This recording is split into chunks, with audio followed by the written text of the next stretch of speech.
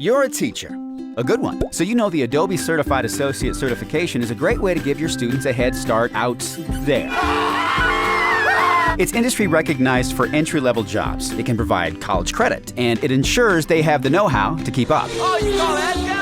But you're thinking, just what exactly do we have to do to get these ACA certifications? Well, let's have a look. To get certified, your students need to pass a Certiport authorized exam in one or more of the Adobe applications. Exams are timed and include both knowledge-based questions like multiple choice and matching, and performance-based simulated. These are the real-world tasks that students must solve in a simulated version of the application.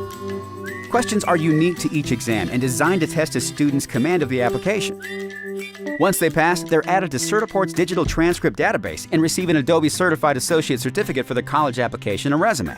Getting started is straightforward. Visit us excelglobalcollege.com, first floor, Nakumatt Harwich Building, or call us 0704 800 900. Excel Global College. Learning today, leading tomorrow.